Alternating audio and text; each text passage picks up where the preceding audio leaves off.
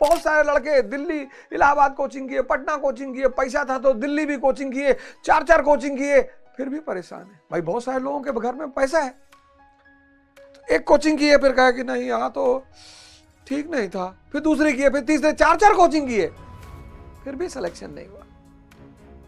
कई सारी भारत में जातियां हैं जिनके पास बहुत सारे अटेम्प्ट्स है,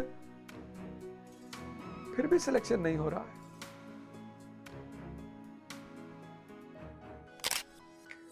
क्यों? क्योंकि तपस्या मिसिंग है, कंपलसरी है, करना ही है। आप चाहे क्लर्क के घर में पैदा हुए हो, चाहे चपरासी के घर में, चाहे राजा के घर में, करना है। जो तपस्या नहीं करेगा उससे जीवन जिंदगी भर मेहनत कराएगा, मजदूरी कराएगा, सेवक बना देगा। यह भगवान राम का महत्व है। भगवान कृष्ण, लीला करो, बहुत सीरियस होने की जरूरत नहीं है।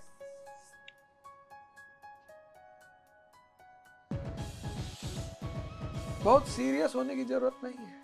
यह है धर्म। तुमने धर्म को मान लिया इच्छा पूर्ति का माध्यम। शिरडी वाले के बाबा के यहां चले जाओ, हर इच्छा पूरी हो जाती है। काशी विश्वनाथ चले जाओ, हर इच्छा पूरी हो जाती है। वैष्णो देवी चले जाओ, हर इच्छा पूरी हो जाती है। धर्म इच्छाओं का ही तो विरोध कर रहा है, और तुम किस लिए जा रहे हो? इच्छा पूर्ति के लिए। भगवान से तुम मांगने जा रहे हो क्या? भगवान से तुम भगवान को नहीं मांग रहे हो। तुम भगवान से क्या मांग रहे हो? पत्नी मांग रहे हो, पति मांग रहे हो, बच्चा मांग रहे हो, नौकरी मांग रहे हो, कार मांग रहे हो, पैसा मांग रहे हो, एटसेट्रा एटसेट्रा एटसेट्रा। तुम्हारे लिए भगवान कीमती नहीं है। अरे मंदिर जाओ तो भगवान को ही मांग लो, मस्जिद जाओ तो अल्लाह को ही मांग लो ना। तुम कह रहे हो आपकी अभी जरूरत नहीं है, इसमें कुछ दिलवा दो तो तुम्हारी महिमा गाएं कि अरे भैया वैष्णो देवी गए थे, तो बताएं कि भैया वैष्णो देवी गए और 4 शादी हमारा टूट चुका था। वैष्णो देवी गए, वो पता नहीं क्या हुआ, उतरे, वहीं उतरते निचवे शादी हो गया। अगली बार जब किसी धार्मिक स्थल पर जाना तो ये देखते हुए जाना कि किस लिए जा रहे हो।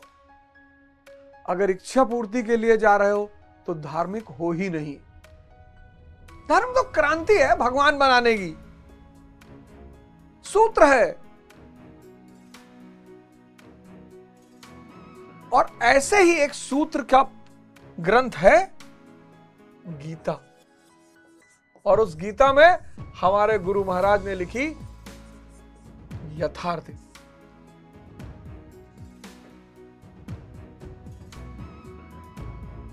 साधक पहले चरण में क्या करता है?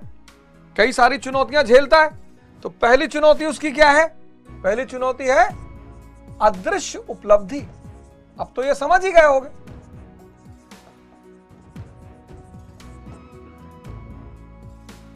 आईएएस के ऑफिस में जाते हो, मंत्री के ऑफिस में जाते हो तो उसकी उपलब्धि दिखाई पड़ती है, लेकिन गुरु महाराज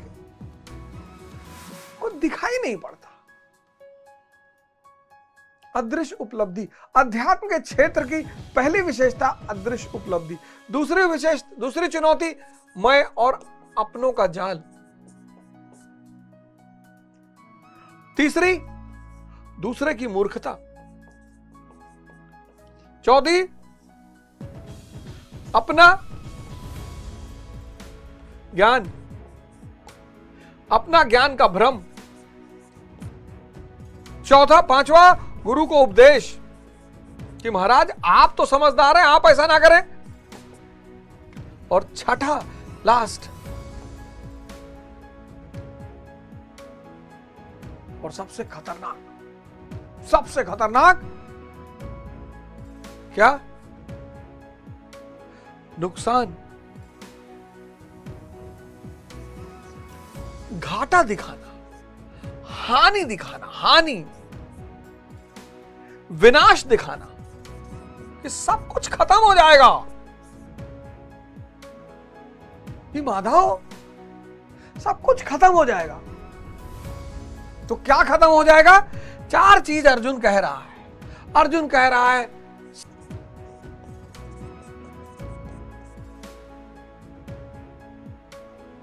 चार श्लोक में, अभी आपको यही सब समझाऊंगा। ये बहुत बड़ा रहस्य है, बहुत बड़ा, बहुत। ये 4 श्लोक 40वां, 41, 42, 43, इन चारों श्लोक में मैं आपको यही समझाऊंगा अर्जुन क्या कह रहा है, कैसे कन्विंस करने की कोशिश कर रहा है कृष्ण को कि अरे, लेकिन जिस आदमी का तीसरा नेत्र खुला हुआ है, जो सब देख रहा है, पूरा पाषाण काल आदमी पहाड़ों में रहता था,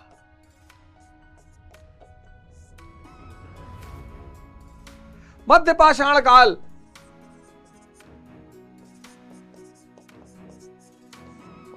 आदमी ने रॉक शेल्टर्स बनाए, रॉक शेल्टर्स, भीमबेटक जाओगे। आज आदमी कहां पहुंच गया? आर्टिफिशियल इंटेलिजेंस पे। ये पहाड़ों में भटकने वाला, इसलिए इतिहास पढ़ना बहुत जरूरी है।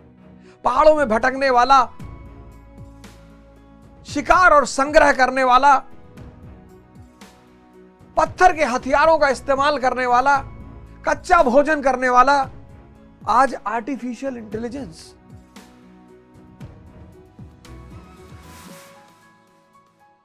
ये समाज, ये परिवार, ये समाज, ये राज्य, ये संस्थाएं, ये कुछ भी भगवान ने नहीं बनाया है। इसमें से किसी का निर्माण भगवान ने नहीं किया है। इन सब का निर्माण मानव ने किया है। किसके लिए? व्यवस्था को बनाने के लिए। नहीं तो मत्स्य राज्य हो जाएगा, अराजकता फैल जाएगी, ताकतवर आदमी कमजोर को जीने ही नहीं देगा। ये सब भगवान ने नहीं बनाया। अगर भगवान ने बनाया होता तो पाषाण काल में मनुष्य सीधे उतरता और राज्य बना होता और स्टेट होता। ये सब भगवान ने नहीं, भगवान को जरूरत ही नहीं। क्यों बनाएगा? क्यों बनाएगा भगवान भैया? हर जर्रे में तू शान से जलवानुमा है।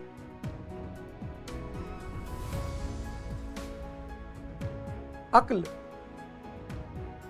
को पता ही नहीं चलता तू क्या है और कौन है। नुसरत फतेह अली खान की गजल है, तुम एक गोरख धंधा हो, हर जर्रे में तू शान से एक जलवानुमा है। हैरान है ये अक्ल कि तू क्या है और कौन है।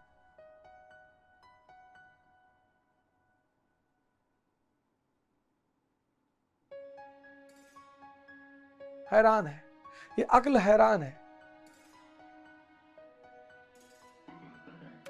ये सब मानव ने निर्मित किया। जैसे जैसे मानव का विकास होता चला गया, जैसे जैसे मानव का विकास होता चला गया, चीजें आर्थिक, सामाजिक, राजनीतिक सब बनती चली गई। ताम्रपाषाण काल, एक मकान बड़ा सा मिला है 5 कमरों का, उसके अगल बगल छोटी छोटी झोपड़ियां हैं। कहां? इनाम गांव में, महाराष्ट्र में। तो एक बड़ा सा ताम्रपाषाण, अब धातु भी मिल गई और पाषाण युग भी चल रहा है। ताम्रपाषाण, चैल्कोलिथिक पीरियड, इनाम गांव उसकी एक स्थल है। वहां पे कुछ वो मिला है, एक ताम्रपाषाण काल का एरिया है, इनाम गांव स्थल है। वहां एक बड़ा मकान मिला 5 कमरों का, उसके चारों तरफ छोटी छोटी झोपड़ियां हैं। अनाज रखने के फूड वो है, गोडाउन्स है। तो ऐसा माना जाता है कि वो जो बड़ा वाला मकान है वो सरदार का रहा होगा। सब कुछ धीरे धीरे विकसित हुआ। ये नवपाषाण काल क्या है? मानव हंटर और गैदरर, शिकारी और संग्रहकर्ता। यहां हंटर और हर्डर, शिकारी और चरवाहा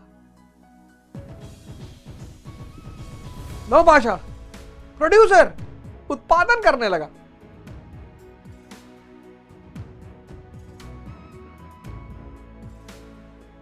तो अब क्या हुआ कि ये सब मानव ने बनाया है व्यवस्था बनाए रखने के लिए। ये सब, ये तुम देख रहे हो ना, ये परिवार, ये समाज, ये राज्य, ये संस्था, ये सब मानव ने बनाया है। ये सब मानव का निर्माण है।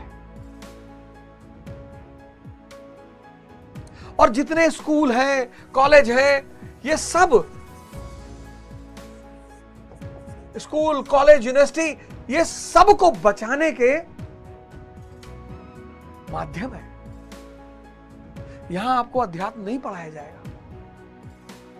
आपका टीचर आपके स्कूल में नहीं कहेगा कि अवध ओझा खड़ा बाजार में लिए लुगाठी हाथ, और जो घर जा रहे अपना सो चले हमारे साथ।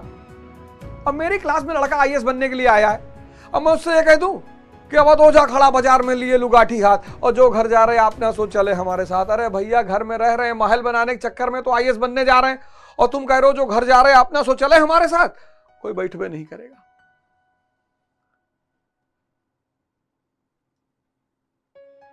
ये स्कूल, कॉलेज, यूनिवर्सिटी, ये इन सबको सशक्त करने के माध्यम है।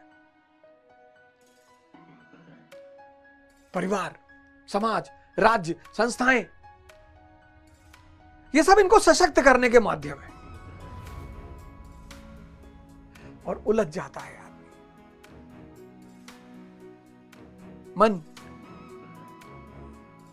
मन का सबसे बड़ा भोजन है उलझन। जब तक मन जिंदा है तब तक उलझन रहेगी। जब तक मन जिंदा, मन का काम है उलझाना। देखो आप में से कितने लोगों को उलझा रखा है। हमारी जाति खतरे में है, तुम खतरे में हो। हमारा धर्म खतरे में है, तुम खतरे में हो। कोई खतरे में नहीं, कोई खतरे में है ही नहीं। और जो उलझन से बाहर निकल आया, सारा जीवन उसके सामने खुला पड़ा हुआ है। ये सब मानव ने बनाया, सब। अब इस व्यवस्था में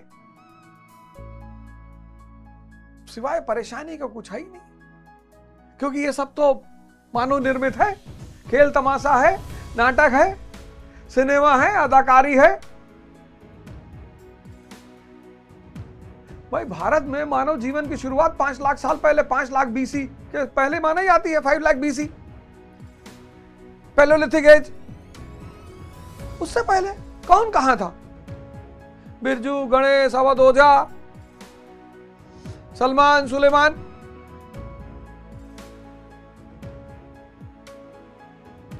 ये सब नाटक है, लेकिन व्यवस्था के लिए है। इसमें प्रहार मत करिएगा। जब आप समझने लगिए तो चीजों का सम्मान करिए। सब व्यवस्था रखने के लिए है। कुछ लोग जानने, थोड़ा सा पढ़ लेते, कहते हैं अरे शादी विवाह, परिवार क्या होता है? सर बहुत बड़ी संस्था है परिवार। ये राज्य की जिम्मेदारी है इन सबको बचाए रखने के लिए। परिवार पर, समाज पर हमला करोगे, राज्य सामने आके खड़ा हो जाएगा और कोई ना कोई चार्ज लगा देगा आपके ऊपर। तो ये सब व्यवस्था है। इसलिए अध्यात्म की तरफ आमतौर पर वो लोग आए जिनको किसी ना किसी घटना से वैराग्य पैदा हुआ। सब अध्यात्म की तरफ नहीं आते। बहुत रेयर केस में कोई आदमी अपने आप अध्यात्म की तरफ चला आता है। वैराग्य मतलब जीवन में कुछ ऐसी घटनाएं घटी कि सपना दिखाई पड़ गया। ऊर्जा है, शक्ति है, और अगर वो समझ में नहीं आएगी तो मार डालेगी आपको। और आज तो बहुत बुरी स्थिति हो गई है। आज तो इतनी बुरी स्थिति हो गई है कि काम पर तो मैं उस पर एक अलग क्लास लेने वाला हूं। बहुत जरूरी हो गया है, बहुत जरूरी हो गया है। काम के संबंध में जो आज जानकारियां चारों तरफ फैलाई जा रही, बहुत ही भ्रामक है और आपका विनाश कर देंगी। और बहुत अच्छे अच्छे मंचों से कहा जा रहा है बातों को, और आपका विनाश कर देंगी, मिटा देंगी, आपको खत्म कर देंगी। पश्चिम की भाव दशा अलग है और पूरब की भाव दशा अलग है।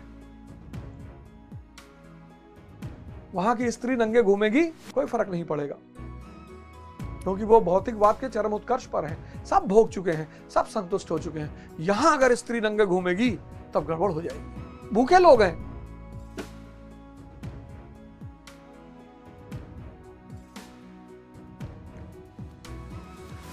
पगड़ी पहनकर राजस्थान का आदमी घूमता है, इतनी बड़ी बड़ी पगड़ी,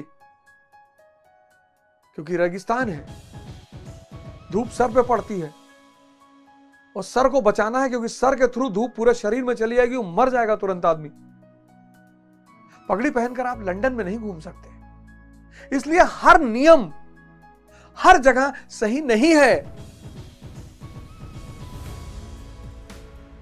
उस पर मैं बाद में चर्चा करूंगा। यह सब मानव निर्मित है। तुलसीदास,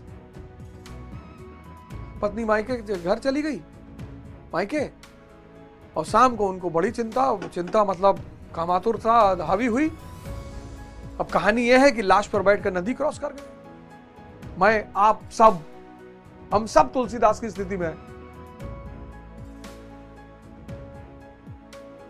पर दूसरे का सुन के मजा बहुत आता है।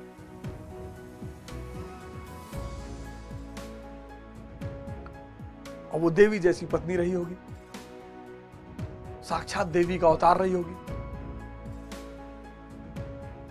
और उसने कहा कि इतना ध्यान अगर राम में लगा दिए होते तो भगवान हो जाते। एक झटका लगा, शौक लगा, तुलसीदास का भी दिमाग जिंदा रहा होगा, और क्या महान व्यक्तित्व पैदा होगा।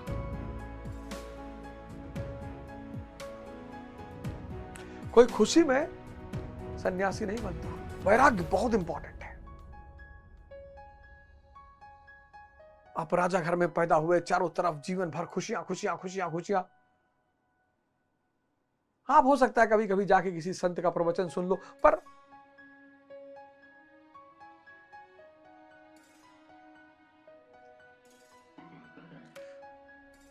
वैराग्य या तो दुर्घटना और या फिर जिद्दा दिमाग का परिणाम है। बुद्ध जैसा, सिद्धार्थ जैसा, कि मैं भी बुढ़ा होऊंगा, हाँ, हम सब ने बुढ़ा देखा। मैं भी बीमार होऊंगा, हाँ, मैं भी मरूंगा, हाँ। सॉल्यूशन क्या है? अब बचपन से स्कूल, कॉलेज, यूनिवर्सिटी, परिवार, ये सब इसके प्रति डिवोशन सिखाते हैं।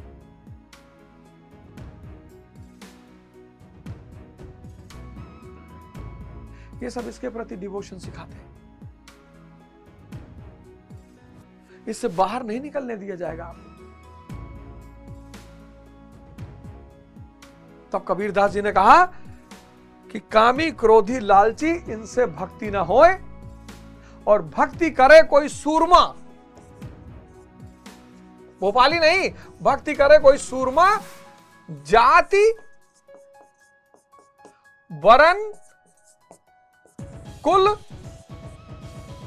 खोए। जाति वरन कुल खोए। इससे बाहर निकल पाना, बचपन से लेकर जवानी तक सारी संस्थाएं आपको इसके प्रति डिवोशन सिखाती। भैया परिवार, भगवान नाराज हो जाए,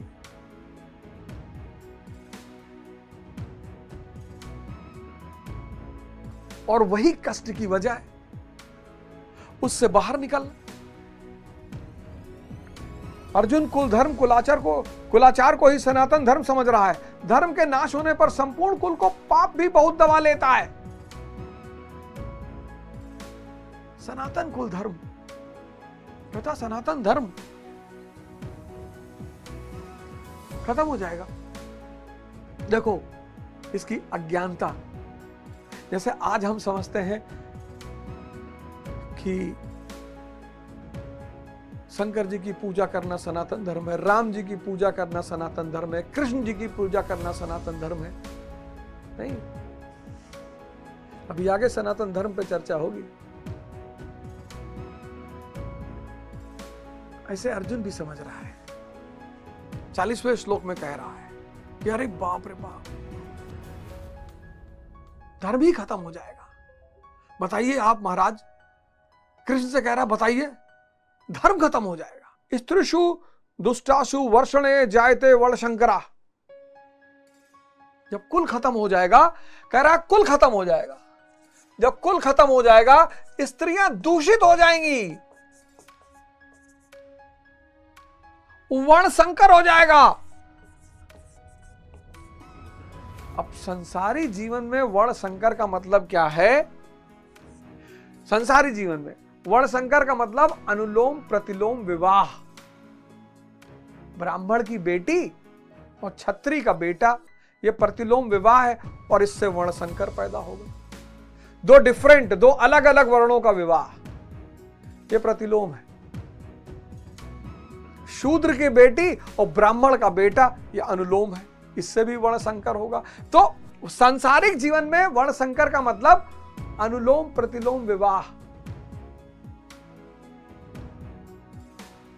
वर्णाश्रम धर्म खत्म हो जाएगा। लेकिन अध्यात्म में वर्ण संकर का मतलब ब्राह्मण, क्षत्रिय, वैश्य, शूद्र,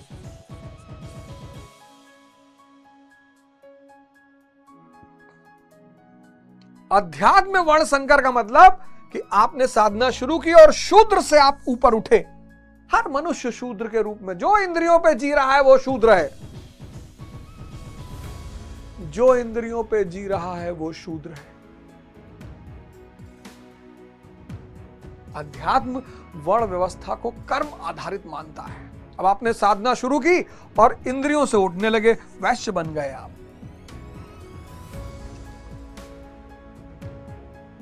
अपने हित की चिंता कर रहे हैं, कम से कम अपने की कर तो रहे हैं, और ऊपर उठे क्षत्रिय बन गए, सबके हित की चिंता कर रहे हैं, और उठे ब्राह्मण बन गए, ब्रह्म।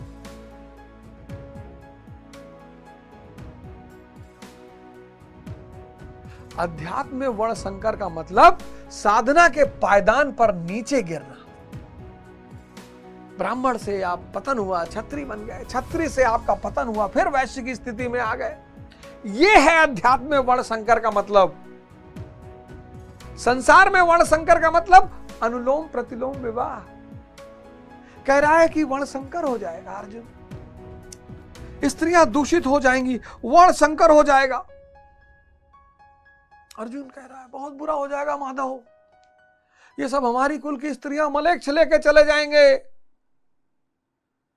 माधव, धर्म का नाश हो जाएगा, स्त्रियां दूषित हो जाएंगी, वर्ण संकर हो जाएगा, मलेच्छों से हमारी स्त्रियां विवाह कर लेंगी।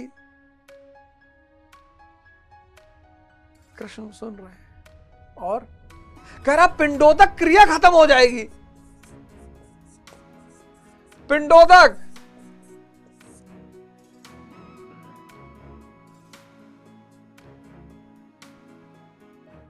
गोत्र व्यवस्था,